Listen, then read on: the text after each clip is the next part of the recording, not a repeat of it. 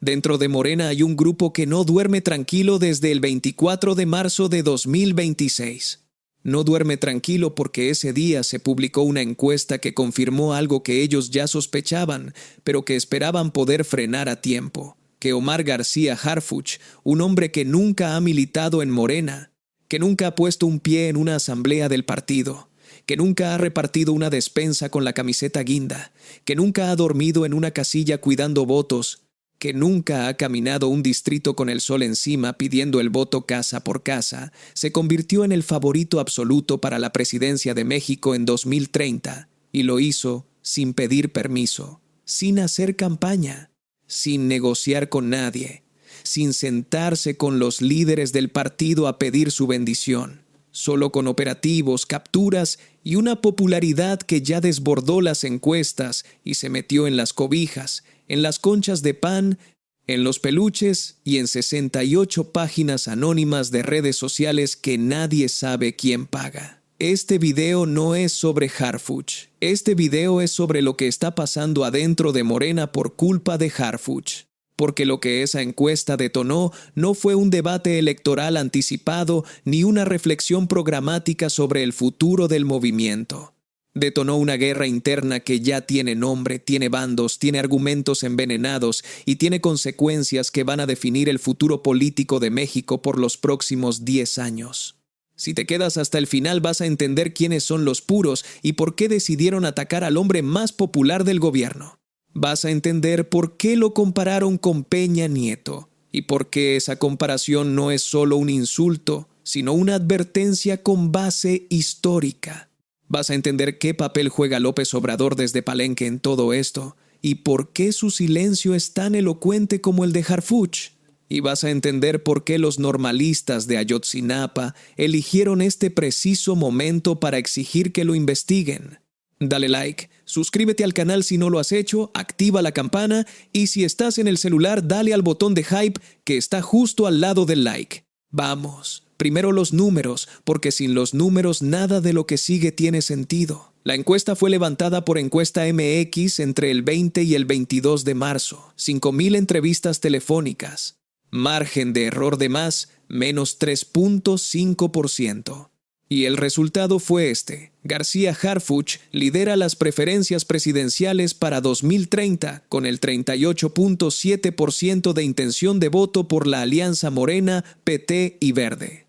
Detrás de él, Samuel García con 26.2% por Movimiento Ciudadano, Ricardo Salinas Pliego con 21.9%, Ricardo Anaya con 6.1% por el PAN y Alejandro Alito Moreno con 3.2% por el PRI. Ahora, para que entiendas lo que ese 38.7 significa dentro de Morena, necesitas contexto. No es la primera encuesta que lo pone arriba. En febrero, Gobernarte ya lo había colocado con el 41.2% de las preferencias internas del partido, casi el doble que Marcelo Ebrard, que marcó 22.9%. Ebrard, que fue canciller, que fue jefe de gobierno de la Ciudad de México, que compitió por la candidatura presidencial en 2024 y perdió contra Sheinbaum. Ebrard, que lleva décadas construyendo una carrera política dentro del movimiento. Ebrard, que fue de los primeros en sumarse a López Obrador cuando nadie le daba posibilidades. Y de repente, un policía federal lo duplica en las encuestas sin haber hecho una sola gira, un solo mitin, un solo discurso de campaña. ¿Cómo crees que se siente eso para los cuadros del partido que llevan 20 años esperando su turno? Piénsalo desde la perspectiva de alguien que milita en Morena desde 2014, cuando el partido se fundó formalmente. Alguien que estuvo en la Marcha del Silencio de 2006, que estuvo en el plantón de Reforma, que fue observador electoral cuando López Obrador denunció el fraude, que ha cuidado casillas, repartido volantes, organizado asambleas en colonias populares, que ha puesto su tiempo, su dinero y su cuerpo al servicio del movimiento. Y un día abre el periódico y descubre que el hombre que va a heredar todo eso es alguien que nunca ha estado en una sola de esas trincheras. Eso genera resentimiento. Un resentimiento profundo, legítimo y que ya no se está quedando en los pasillos. Ya salió a la luz pública. En un momento te voy a contar lo que hicieron los puros de Morena cuando vieron estos números, porque su reacción fue mucho más agresiva de lo que cualquiera esperaba. Pero antes, necesitas entender qué pasó un mes antes que convirtió a Harfuch en el hombre más popular de México prácticamente de la noche a la mañana. El 22 de febrero de 2026, en los cerros de Tapalpa, Jalisco, un operativo conjunto terminó con el abatimiento de Nemesio Oseguera Cervantes, el Mencho, el fundador y líder del cártel Jalisco Nueva Generación. Para México, ese evento fue el equivalente a la captura del Chapo multiplicado por 10 en términos de impacto mediático, porque el Mencho no fue capturado, fue abatido. Y la operación fue presentada como un éxito de inteligencia coordinada entre la SSPC de García Harfuch, el Ejército y la Marina. El impacto en la opinión pública fue inmediato y brutal. El Financiero publicó el 2 de marzo que el 81% de los mexicanos aprobó el operativo. El 82% calificó como buena o muy buena la actuación de las fuerzas federales. Y la aprobación personal de García Harfuch se disparó a niveles que ningún secretario de seguridad había alcanzado jamás. Para ponerlo en contexto histórico, Genaro García Luna en su mejor momento no superó el 40%. Alfonso Durazo apenas llegó al 35%. Harfuch los rebasó a todos en cuestión de semanas. Pero en Morena no todos celebraron, porque dentro del partido hay gente que vio en esos números de aprobación no un triunfo del gobierno, sino una amenaza para el movimiento. Y esa gente decidió actuar, y la forma en que actuaron es lo que hace esta historia tan reveladora. El 24 de marzo, el mismo día que se publicó la encuesta, el ala radical de Morena, conocida como Los Puros, lanzó una ofensiva pública contra García Harfuch. Y la palabra ofensiva no es exageración.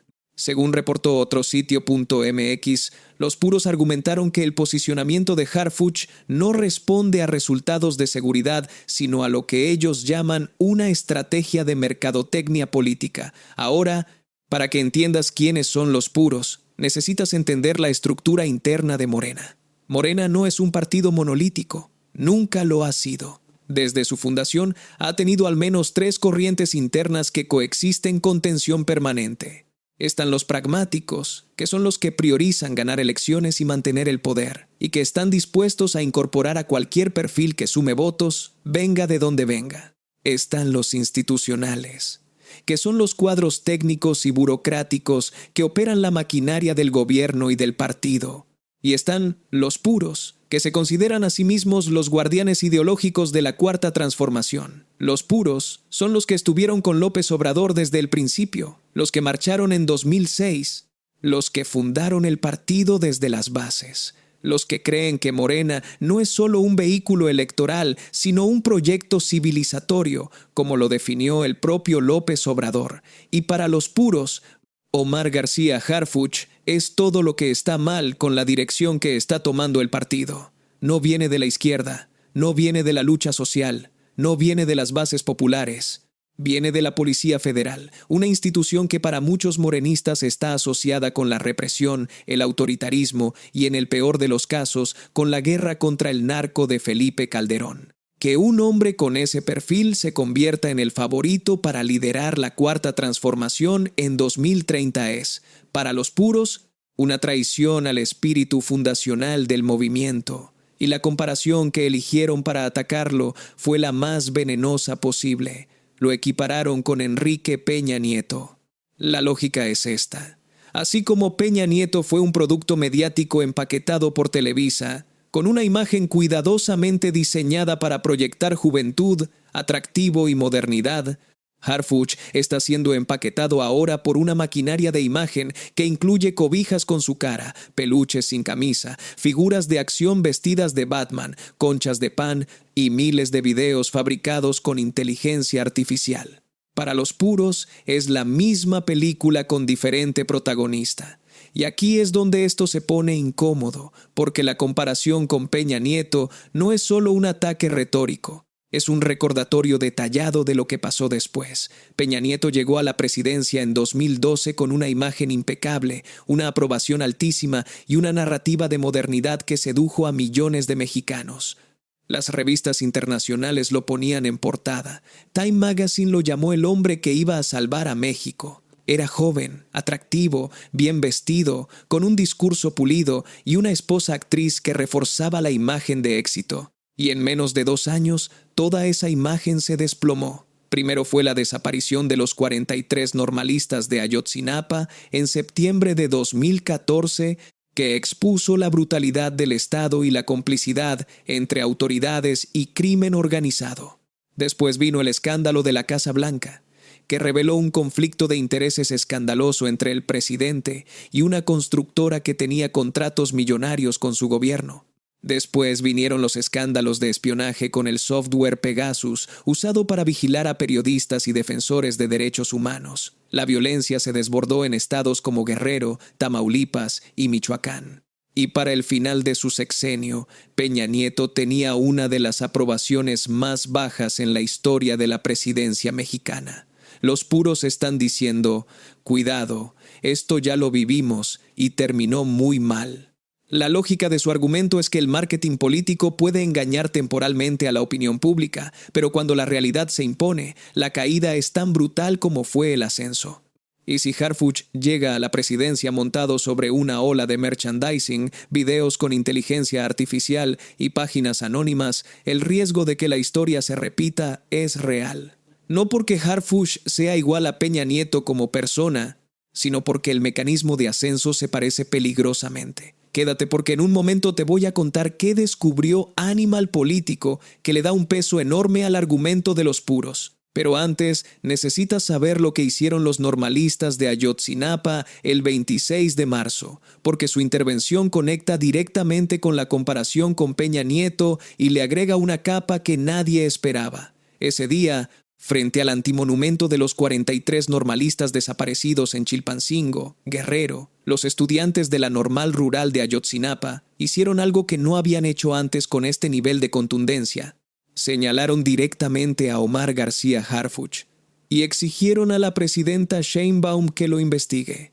La demanda específica es que se indague su presunta participación en la construcción de lo que el gobierno de Peña Nieto llamó la verdad histórica sobre la desaparición de los normalistas en Iguala en 2014. La verdad histórica fue la versión oficial que afirmaba que los estudiantes fueron entregados al cártel Guerreros Unidos, incinerados en el basurero de Cocula y sus restos arrojados al río San Juan. Esa versión fue desacreditada por expertos independientes, por el Grupo Interdisciplinario de Expertos Independientes de la OEA y por la propia Comisión de la Verdad del gobierno de López Obrador. García Harfuch en esa época trabajaba en la Policía Federal bajo el mando de Enrique Galindo Ceballos, y los normalistas argumentan que su posición en la estructura de seguridad federal lo coloca dentro del perímetro de los que contribuyeron a construir esa narrativa falsa. ¿Se ha comprobado su participación directa? No. No hay acusaciones formales ni investigaciones abiertas. Pero el señalamiento es público, está documentado por medios como Agencia IRSA y la demanda de investigación es directa. Lo que hace esto políticamente explosivo es que los normalistas de Ayotzinapa han sido históricamente aliados de Morena, apoyaron a López Obrador, confiaron en la Comisión de la Verdad y ahora están señalando al funcionario más popular del gobierno de Sheinbaum. Eso no es una crítica de la oposición, que es fácil de desestimar, eso es una crítica desde las bases del propio movimiento. Y para los puros eso es la prueba de que Harfuch no pertenece a la transformación. Tú que estás viendo esto, piensa en la contradicción. Morena es el partido que prometió justicia para Ayotzinapa.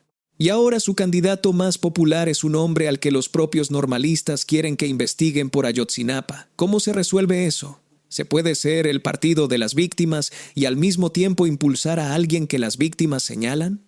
Déjame tu opinión en los comentarios, porque esta tensión no va a desaparecer. Y ahora sí viene lo que descubrió Animal Político, que es lo que le da munición real al argumento de los puros y que cambia la lectura de la Harfuchmanía por completo. Animal Político documentó que al menos 33 canales de YouTube y 3 cuentas de TikTok publicaron más de 2.285 videos fabricados con inteligencia artificial.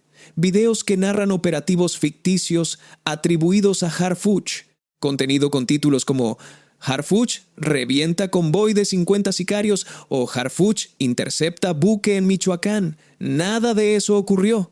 Son relatos inventados, generados por máquinas, pero que acumulan millones de vistas y construyen una narrativa de superhéroe institucional que no corresponde con la realidad. Y eso no es todo. La investigación identificó 68 páginas anónimas en Facebook e Instagram que desde 2025 destinaron al menos 2.8 millones de pesos a promover la imagen de García Harfuch. 2.8 millones de pesos. Sin firma, sin transparencia, sin nombre de quien pagó, sin registro ante el INE, sin rendir cuentas a nadie.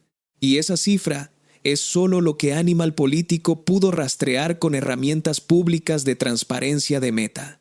Lo real podría ser mucho más. Y este es un punto donde vale la pena detenerse porque tiene implicaciones legales que nadie está señalando. En México, la ley electoral prohíbe la promoción de funcionarios públicos con fines electorales fuera de los periodos de campaña. Prohíbe el uso de recursos de origen desconocido para posicionar candidatos. Y prohíbe la propaganda personalizada que no esté registrada ante el Instituto Nacional Electoral. Si esas 68 páginas están promoviendo a Harfuch como futuro presidente, y si el dinero que usan no tiene origen rastreable, estamos ante lo que técnicamente podría constituir una violación a la ley electoral. Y sin embargo, ni el INE ni ninguna autoridad ha abierto una investigación. Los puros señalan esto como evidencia de que el sistema está diseñado para proteger a Harfuch, no para fiscalizarlo. Y aunque esa afirmación puede parecer extrema, el silencio institucional les da argumentos. Ahora pone ese dato junto a la Harfuchmanía comercial que explotó después de la caída de El Mencho. Cobijas con su imagen vendiéndose en el centro histórico de la Ciudad de México entre 170 y 358 pesos, con fábricas produciendo 150 unidades diarias, peluches vestidos de Batman o sin camisa que se llaman harfuchitos, cojines, recortes de cartón tamaño real, toallas, playeras, pedidos llegando desde Estados Unidos y Costa Rica. Reuters le dedicó un reportaje internacional. La prensa estadounidense usó la palabra heartthrob, galán, para describir a un secretario de seguridad. Medios como Latinus reportaron que la prensa internacional se enfocó en los accesorios y figuras de acción que lo muestran sin camisa. Y la influencer Wendy Guevara declaró públicamente estar enamorada de él. Lo que hace esto relevante para la pelea interna de Morena no es el merchandising en sí, sino lo que representa. Los puros ven en cada cobija, en cada peluche, en cada concha de pan con su cara, la evidencia de que Harfuch está siendo construido como un producto de consumo. Y un producto de consumo no es un líder político. Un producto de consumo es algo que se compra, se usa y se desecha. Y los puros temen que si Morena compra ese producto, eventualmente el partido termine siendo desechado junto con él cuando la moda pase o cuando la realidad se imponga sobre el marketing. Hay un detalle adicional que pocos han señalado. Todos estos productos son no oficiales. Nadie los licenció. Nadie los autorizó. Son emprendedores que detectaron una oportunidad y la explotaron. Y Harfuch nunca dijo nada al respecto, ni para agradecerlo, ni para rechazarlo. Ese silencio, otra vez, es elocuente. Porque si un funcionario público permite que su imagen se comercialice masivamente sin poner ningún tipo de límite, está normalizando algo que en cualquier democracia madura generaría al menos un debate ético. Y entre el 24 y el 27 de marzo, el último producto en sumarse fueron las harfuchas. Conchas de pan de dulce con el rostro del secretario, elaboradas por la pastelería Best Cake de la Ciudad de México a cargo del panadero Jonathan Barrera. Las conchas se vendieron bajo pedido en paquetes de 4 o 6 piezas. El producto se viralizó con cobertura de al menos 8 medios en 4 días. Excelsior, Infobae, El Diario de Sonora, Fuentes Fidedignas, Gastrolab, El Deforma, entre otros. Ahora, la pregunta que los puros están haciendo y que cada vez más analistas empiezan a repetir es esta. ¿Dónde termina la popularidad orgánica de un funcionario que entregó un resultado histórico y dónde empieza una campaña coordinada con millones de pesos de origen desconocido? Porque esa línea se borró. Y el problema no es que un funcionario sea popular.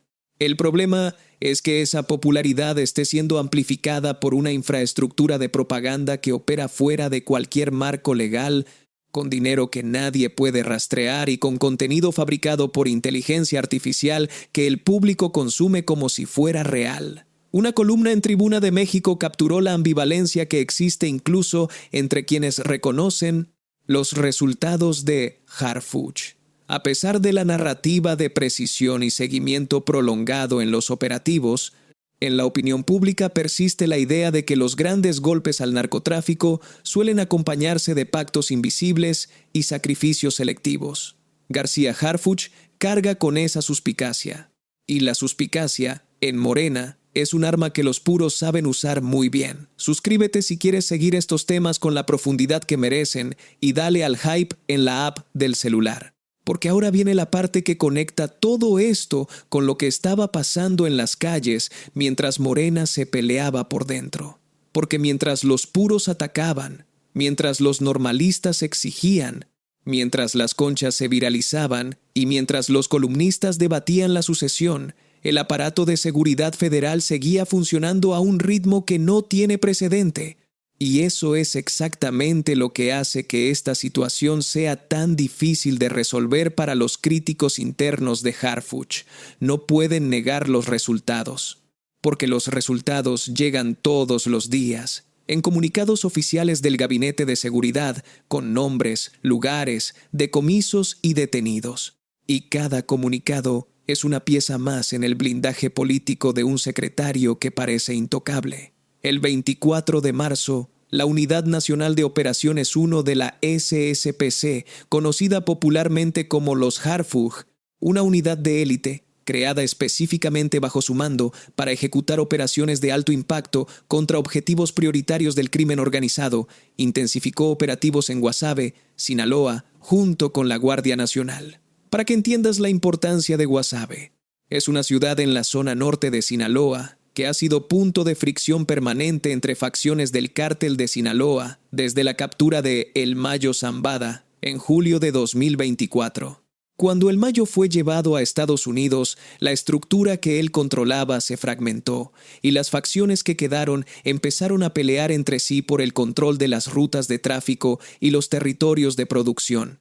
Guasave está en medio de esa pelea. Y cuando los Harfuch llegan a un municipio como ese, significa que hay información de inteligencia que justifica un despliegue mayor al habitual. No van a patrullar. Van a buscar a alguien. El despliegue incluyó patrullajes con vehículos sin logotipos visibles, una táctica que se usa cuando no quieres que la población identifique qué fuerza está operando en la zona para no alertar a los objetivos. También cateos domiciliarios y presencia constante de elementos federales. Era el segundo día consecutivo de operaciones intensivas, lo que indica que no fue una acción aislada, sino una campaña sostenida con un objetivo específico que hasta ahora no se ha revelado públicamente. El mismo día, en Potrerillos, Nayarit, se desmanteló un laboratorio clandestino de drogas sintéticas. Nayarit ha sido utilizado por el CJNG como zona de producción de metanfetaminas durante años. Y en el Rosario, Sinaloa, la Marina y la SSPC aseguraron 8 artefactos explosivos improvisados junto con chalecos tácticos. Artefactos explosivos improvisados en territorio mexicano. Eso es algo que hace 10 años habría sido noticia de primera plana y hoy apenas merece una línea en un comunicado oficial. Pero el 26 de marzo fue el día más intenso. 3 operativos en 3 estados distintos que pintaron un mapa de la violencia en México que va mucho más allá de Sinaloa y Jalisco. En San Matías Tlalancaleca, Puebla, fuerzas federales coordinadas detuvieron a 2 personas identificadas como el Caballero y Ociel señalados como integrantes del CJNG, que operaban como generadores de violencia en la región de San Martín Texmelucan. Esa detención es particularmente significativa porque Puebla no era territorio tradicional del CJNG. Históricamente fue zona de influencia de los Zetas y después del Cártel del Golfo. Que el CJNG tenga generadores de violencia en San Martín Texmelucan, una zona industrial y comercial estratégica por su ubicación entre la Ciudad de México y el puerto de Veracruz, indica que el cártel sigue expandiéndose territorialmente incluso después de la muerte de su fundador. Y eso es un dato que contradice la narrativa simplista de que con la caída de El Mencho se acabó la amenaza del CJNG. No se acabó, se dispersó. Y un cártel disperso, con células autónomas operando en estados que antes no controlaba, puede ser más difícil de combatir que uno centralizado. En Acacoyagua, Chiapas, rescataron a 5 personas privadas de la libertad y detuvieron a 2 sujetos que declararon pertenecer al cártel de Sinaloa. Chiapas se ha convertido en frente de guerra por el control de las rutas migratorias que generan ingresos millonarios. En Tijuana catearon 2 inmuebles, deteniendo a 13 personas y asegurando 20 vehículos. En Nayarit decomisaron 14 artefactos explosivos improvisados, 3 armas largas y 470 cartuchos. Y en Tinguindín, Michoacán, aseguraron un lanzagranadas con 5 granadas. Y el 27 de marzo cayó el comandante Galindo. Ramiro Ulises, identificado como líder regional del CJNG en la zona oriente del Estado de México y cabeza de la célula operativa Delta. Una célula es, en el lenguaje del crimen organizado, una unidad semiautónoma que opera bajo el mando de una organización mayor pero con capacidad propia para tomar decisiones tácticas en un territorio específico. Piénsalo como una franquicia. La marca es el CJNG, pero la operación local la maneja un jefe regional que rinde cuentas a la estructura central, pero controla el día a día sobre el terreno. Galindo controlaba secuestro express, homicidio, trata de personas, lavado de dinero y robo de hidrocarburos en municipios como San Martín de las Pirámides, Teotihuacán, Temascalapa y Otumba.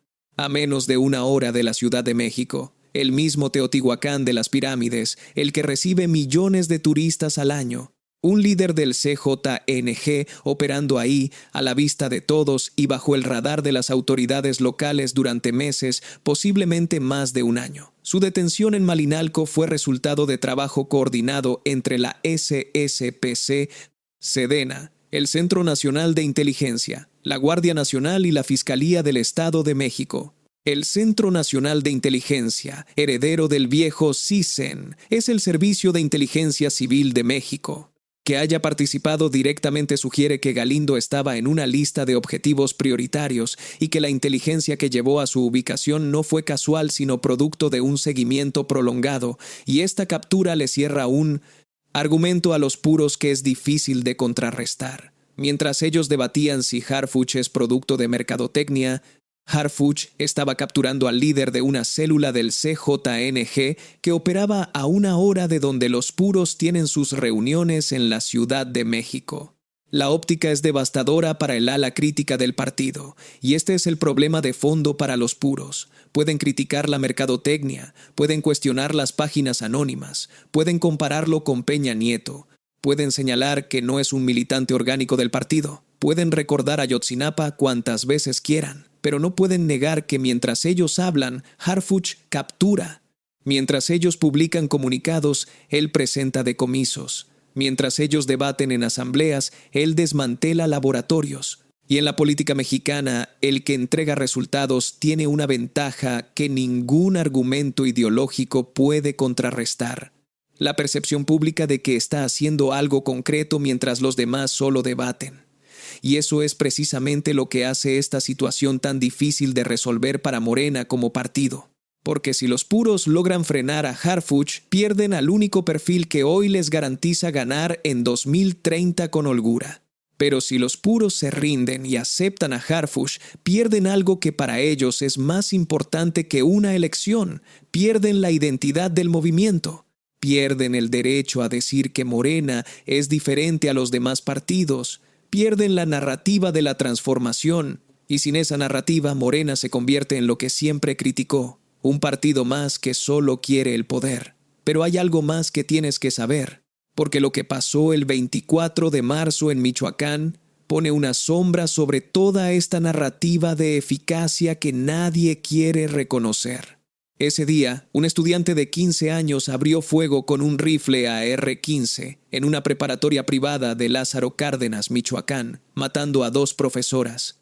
El adolescente había publicado contenido en Instagram horas antes, posando con el arma. Fue detenido por autoridades locales. Sheinbaum abordó el caso en la mañanera del 25 de marzo, calificándolo como muy doloroso y señalando que todo apuntaba a que las profesoras eran las personas que el adolescente buscaba. Anunció la expansión de un programa de salud mental en escuelas secundarias. Reuters, AP y Al Jazeera cubrieron la noticia, marcando una de las pocas ocasiones en que un tiroteo escolar en México recibió atención global significativa. Pero lo que nadie conectó en términos políticos es el dato de fondo. Un adolescente de 15 años consiguió un rifle de asalto militar en Lázaro Cárdenas, Michoacán. No estamos hablando de cualquier municipio. Lázaro Cárdenas es uno de los puertos más importantes de México para el ingreso de precursores químicos del fentanilo que llegan desde Asia. Es una plaza históricamente controlada por el crimen organizado, primero por la familia michoacana y después por facciones del CJNG. La disponibilidad de armas de alto calibre en esa zona es un reflejo directo de la presencia del crimen organizado en la vida cotidiana de comunidades enteras. Las 24,000 armas aseguradas que Harfuch presentó en su informe del 10 de marzo no evitaron que un menor de edad tuviera acceso a una AR-15 en territorio donde los cárteles mantienen presencia permanente. Y eso es una grieta en la narrativa de los números que ninguna encuesta puede tapar, porque los puros podrían usar exactamente este tipo de caso para argumentar que la eficacia de Harfuch es selectiva. Funciona para los titulares grandes, para las capturas de alto perfil, para los comunicados del Gabinete de Seguridad que se presentan en la mañanera. Pero en las comunidades donde la gente vive con el crimen organizado como vecino permanente, la realidad cotidiana no ha cambiado tanto como las cifras sugieren. ¿Tú crees que los resultados de seguridad que presenta Harfuch reflejan lo que realmente se vive en las comunidades donde operan los cárteles? ¿O crees que hay una distancia enorme entre las cifras de la mañanera y la realidad cotidiana? Esa es una pregunta que merece una respuesta honesta.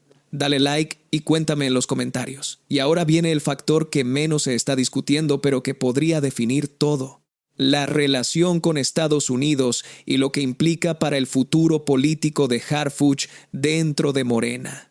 El 25 de marzo, el Senado aprobó con 110 votos la entrada de 35 miembros de las Fuerzas Armadas de Estados Unidos a territorio mexicano. Y no son cualquier militar. 23 miembros del SEAL Team 8, los Navy SEALs, la unidad de operaciones especiales más reconocida de la Marina de Guerra estadounidense. Junto con ellos entrarían 4 miembros del 7º Grupo de Fuerzas Especiales del Ejército y técnicos especializados en desactivación de explosivos. Su misión oficial: entrenar a la Marina Mexicana entre el 3 de abril y el 1 de mayo en preparación para el Mundial FIFA 2026. El entrenamiento se realizaría en el aeropuerto de Toluca, el aeropuerto de la Ciudad de México, la Unidad de Operaciones Especiales de la Marina en Donato Guerra y la sede central de Semar. Esto se enmarca en el Plan Kukulcán, la estrategia de seguridad para el Mundial que Harfuch presentó el 6 de marzo desde Zapopan, con 20,000 efectivos y 3 fuerzas de tarea conjuntas en las ciudades sede: Ciudad de México, Guadalajara y Monterrey. Es el operativo de seguridad más grande que México ha montado para un evento deportivo. Y el nombre no es casual. Kukulcán es la serpiente emplumada, el dios mesoamericano asociado con el poder y la renovación. Pero el dato político va más allá del fútbol. Apenas una semana antes, Harfuch se había reunido en Washington con el director de la DEA, Terrance Cole, el 16 de marzo, y con el director del FBI, Kash Patel, el 18. Reunirse con los dos jefes de las agencias de seguridad más importantes de Estados Unidos en la misma semana no es algo que haga un secretario de seguridad normal. Eso es un nivel de interlocución que normalmente corresponde a cancilleres o jefes de Estado. Y Harfuch lo hizo desde su cargo actual, no como candidato ni como presidente, lo que demuestra que ya está operando en un nivel diplomático que trasciende su posición formal en el gabinete. Marco Rubio, secretario de Estado estadounidense, afirmó que México coopera con Washington más que en cualquier otro momento de su historia. Y las cifras lo respaldan. La Operación Frontera acumulaba más de 12.215 detenidos, 8.749 armas decomisadas, más de 128.000 kilos de droga incautados, 604 kilos de fentanilo y 1.435 propiedades confiscadas. Y aquí está la tensión que los puros ven y que pocos analistas están señalando con claridad. Para el ala ideológica de Morena, la relación cercana con Washington es un problema, no una virtud. López Obrador construyó su discurso de política exterior sobre la soberanía y la no intervención. Se negó a recibir agentes de la DEA operando libremente en México. Limitó la cooperación con las agencias estadounidenses. Defendió públicamente el principio de que México no es patio trasero de nadie. Y sus seguidores más fieles ven esa postura como parte esencial de la transformación, tan importante como las becas, las pensiones o la austeridad republicana. Ahora llega Harfuch, se reúne con la DEA y el FBI en la misma semana, recibe Navy SEALs para entrenar tropas mexicanas, obtiene elogios de Marco Rubio y presenta cifras de cooperación que incluyen la captura de fugitivos buscados por Estados Unidos. Para los puros, eso no es cooperación con dignidad. Eso es subordinación disfrazada de diplomacia. Y un candidato que llega a la presidencia con el respaldo explícito de Washington es, en su lectura, un candidato que gobernará para Washington y no para las bases populares que sostienen al movimiento. Y aquí hay un matiz que los puros explotan con habilidad. Señalan que cuando López Obrador limitó la cooperación con Estados Unidos, la oposición y los medios internacionales lo criticaron ferozmente. Le dijeron que protegía a los narcos, que era blando, que no cooperaba, pero ahora que Harfuch coopera al máximo con Washington, esos mismos críticos lo aplauden. ¿Qué cambió? ¿Cambiaron los principios o cambiaron las conveniencias? Para los puros, la respuesta es obvia. Lo que cambió es que el candidato de Washington ya está dentro de Morena, y eso es exactamente lo que la transformación debía evitar. ¿Tienen razón? Esa es una pregunta que no tiene respuesta simple. Porque la cooperación bilateral en materia de seguridad ha producido resultados concretos. La caída de El Mencho, el decomiso de 600 kilos de fentanilo, la captura de fugitivos buscados por Estados Unidos. Pero también es cierto que la historia de México está llena de ejemplos en los que la cooperación con Washington terminó sirviendo más a los intereses estadounidenses que a los mexicanos. La iniciativa Mérida, que canalizó miles de millones de dólares en equipamiento militar durante los gobiernos de Calderón y Peña Nieto, es el ejemplo más claro, y los puros lo saben. Y lo van a usar como argumento cada vez que puedan. Ahora déjame cerrar con lo que los columnistas escribieron durante estos 4 días, porque sus análisis revelan exactamente cómo se está leyendo esta crisis interna desde fuera de Morena. Alfonso Zárate escribió el 26 de marzo en José Cárdenas que del gabinete de Claudia Sheinbaum solo una figura sobresale, la de García Harfuch, y concluyó algo que pone a temblar a más de uno, que Morena retendría la presidencia en 2030 y que el gran elector sería López Obrador desde Palenque. Y aquí necesito que entiendas algo sobre cómo funciona el poder real en Morena, porque sin eso nada de lo que sigue tiene sentido. Morena no es una democracia interna en el sentido tradicional. Es un movimiento vertical donde las decisiones fundamentales las toma una persona, el fundador. López Obrador eligió a Sheinbaum como candidata en 2024. No la eligieron las bases. No la eligió una convención. No la eligió un proceso democrático transparente. La eligió él. Y todos los demás aspirantes, Ebrard incluido, tuvieron que aceptarlo o irse. Ebrard aceptó. Adán Augusto López aceptó, y nadie pudo hacer nada. Si López Obrador decide desde Palenque que Harfuch es su caballo para 2030, los puros van a tener que elegir entre aceptarlo, con todo lo que eso implica para su identidad como facción, o romper con el movimiento. Y romper con Morena hoy es romper con el partido más poderoso de México, que controla la presidencia, las 2 cámaras del Congreso, la mayoría de las gubernaturas y miles de alcaldías. Al día siguiente, Pave Soberanes publicó en Índice Político algo aún más concreto: la especulación de que Sheinbaum movería a Harfuch a la Secretaría de Gobernación para reemplazar a Rosa Isela Rodríguez. Lo llamó la ficha de 6 del Sheinbaumismo y el número 2 del gobierno, para que entiendas por qué eso importa. Gobernación es históricamente la posición desde la cual se lanzan candidaturas presidenciales en México. No es cualquier secretaría. Es la que maneja la relación del presidente con los gobernadores, con el Congreso, con los partidos políticos. Es la Secretaría de la Política Interior. Luis Echeverría fue secretario de Gobernación antes de ser presidente. Lo mismo Gustavo Díaz Ordaz. Lo mismo José López Portillo. Es la catapulta clásica. Si Harfuch llega a Gobernación, la señal es inequívoca. Se está posicionando para 2030 con el respaldo explícito de Sheinbaum. Y si tiene el respaldo de Sheinbaum y la bendición de López Obrador, la contienda interna de Morena ya está resuelta antes de empezar. Pero Soberanes advirtió que esa designación no gustará a los duros que se dicen puros. Otra vez la fractura. Otra vez la grieta que no se cierra. Y en medio de todo esto, las cifras de seguridad del gobierno seguían acumulándose como argumento a favor de Harfuch y como dolor de cabeza para los puros. Proceso había publicado en febrero un perfil extenso en el que describía a García Harfuch como el contrapeso civil de los servicios de inteligencia en México. Ese perfil presentaba a un funcionario que ha logrado algo inédito: convertirse en el interlocutor civil más poderoso frente al ejército y la marina en materia de seguridad.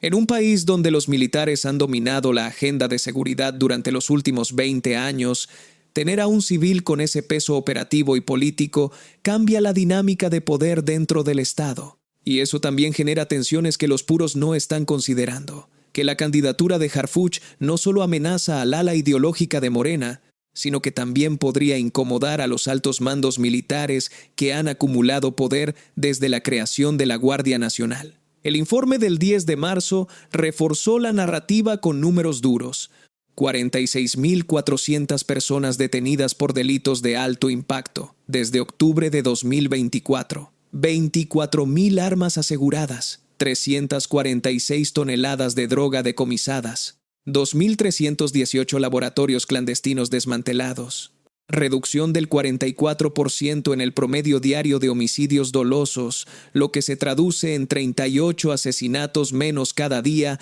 respecto al periodo anterior. México Evalúa confirmó que enero de 2026 registró el nivel más bajo de homicidio doloso desde 2016, con una reducción del 34% respecto al mismo mes del año anterior. Y más de 180 oficiales de operaciones del CJNG fueron detenidos en 17 meses. Pero la mañanera del 27 de marzo también reveló una cifra que nadie quiere poner junto a las anteriores: 132.534 personas desaparecidas acumuladas en México, la inmensa mayoría de 20 años de guerra contra el narcotráfico. Y el propio Harfuch reconoció el 20 de marzo que el CJNG no ha desaparecido. Es un grupo que tiene presencia en varios estados, es un grupo muy fuerte del crimen organizado. La neutralización de su líder principal representa un debilitamiento, pero no quiere decir que haya desaparecido. Sinaloa seguía como foco crítico con miles de muertos y desapariciones desde septiembre de 2024. Y aquí llego al punto que considero más revelador de estos 4 días. Harfuch no habló. Su última aparición pública fue la mañanera del 20 de marzo. Durante el periodo del 24 al 27, el hombre que dominó toda la conversación pública de México no emitió una sola declaración. No respondió a la encuesta. No respondió a los puros, no respondió a los normalistas, no comentó sobre las jarfuchas ni sobre el comandante Galindo en sus redes.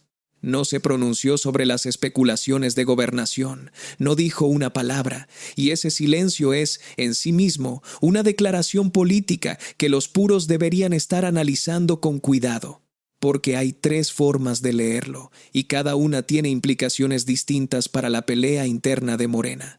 La primera lectura es un funcionario disciplinado que sabe que en Morena el que se adelanta pierde. Así lo hizo López Obrador durante años. López Obrador fue jefe de gobierno de la Ciudad de México de 2000 a 2005 y no declaró formalmente sus intenciones presidenciales hasta que los tiempos del partido lo permitieron. Dejó que sus resultados hablaran. Dejó que la gente lo defendiera. Y cuando finalmente se lanzó, ya era imparable. Harfuch podría estar haciendo exactamente lo mismo. Acumular poder sin declarar ambiciones, dejar que las encuestas suban solas y esperar el momento preciso para dar el paso. Si esa es la lectura correcta, los puros ya perdieron, porque no puedes pelear contra alguien que no se ha declarado candidato. La segunda lectura es un funcionario que recibió instrucciones de Sheinbaum o del propio López Obrador de no alimentar el debate sucesorio todavía. 4 años antes de una elección, abrir la contienda interna desestabilizaría al gobierno. Sheinbaum necesita que Harfuch siga siendo secretario de Seguridad, no candidato, y López Obrador necesita que el debate sucesorio no le quite protagonismo a la narrativa de transformación que sigue defendiendo desde Palenque.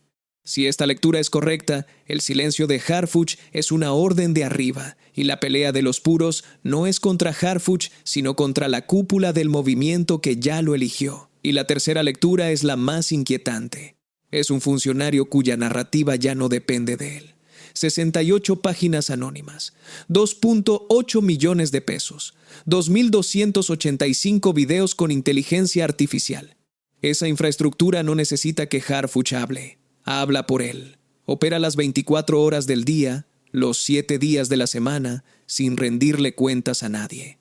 Y si eso es así, entonces el problema no es solo para los puros, es para toda la democracia mexicana, porque estamos ante la posibilidad de que una candidatura presidencial se construya desde las sombras, con dinero opaco y propaganda artificial, sin que las instituciones electorales puedan hacer nada al respecto. Y dependiendo de cuál de esas 3 lecturas sea la correcta, el futuro de Morena y de México luce muy diferente. Si es la primera, estamos ante un político natural que entiende los tiempos y que va a llegar a la presidencia con la paciencia de quien sabe que los números están de su lado. Si es la segunda, estamos ante un operador leal que esperará la señal de arriba para moverse, lo que significa que la decisión real está en manos de López Obrador y Sheinbaum, no del electorado. Y si es la tercera, estamos ante algo que debería preocupar a cualquier demócrata, una candidatura que se construye desde las sombras, con dinero opaco, propaganda artificial y una maquinaria que opera fuera del alcance de las instituciones electorales. Lo que sí está claro es que Morena tiene un problema que no puede resolver fácilmente, y es un problema que va más allá de nombres y personalidades. Es un problema de identidad. No puede negar los resultados de Harfuch porque son verificables. Las capturas son reales, los decomisos son reales, la baja en homicidios es real. No puede frenar su popularidad sin pagar un costo político enorme porque la gente lo quiere y en democracia la gente manda. No puede ignorar a los puros sin arriesgarse a una fractura interna que debilitaría al partido en las elecciones intermedias de 2027.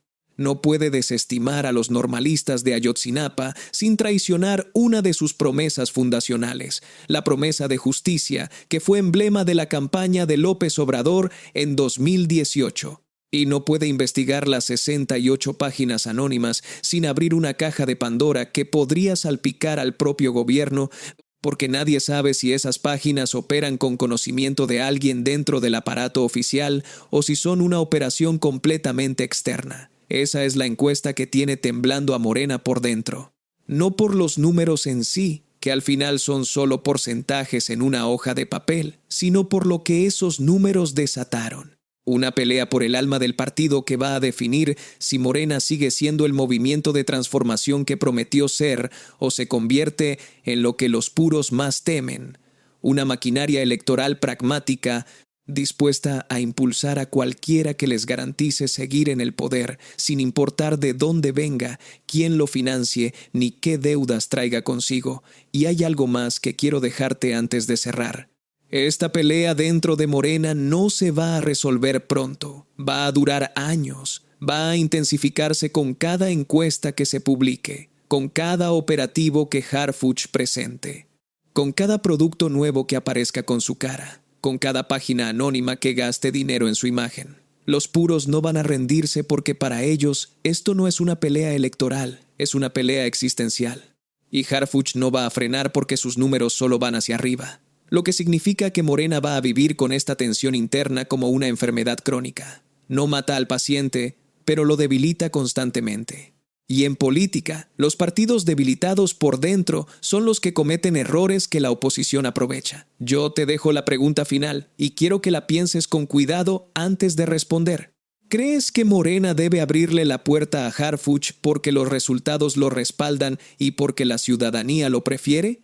¿O crees que los puros tienen razón al exigir que el candidato salga de las bases del movimiento, de la gente que ha peleado por la transformación desde las trincheras? Porque esa no es una pregunta solo sobre Morena, es una pregunta sobre qué tipo de democracia queremos. Una donde gana el más popular, sin importar cómo se construyó esa popularidad, o una donde gana el que se lo ganó desde abajo, aunque las encuestas no lo favorezcan. Déjame tu respuesta en los comentarios. Suscríbete al canal si no lo has hecho, activa la campanita y dale al botón de hype en la app del celular para que este contenido llegue a más gente, porque estos temas no los vas a encontrar con esta profundidad en ningún otro lado. Nos vemos en el siguiente video y recuerda, en Morena, las encuestas no eligen candidatos, los eligen desde Palenque. Y lo que Palenque decida sobre García Harfuch va a definir no solo el futuro del partido, sino el futuro de un país que tiene 132,000 desaparecidos, cárteles que se expanden en silencio y un secretario de seguridad cuya cara ya está en las conchas de pan antes de estar en la boleta electoral. Eso es México en marzo de 2026, y nadie sabe qué viene después.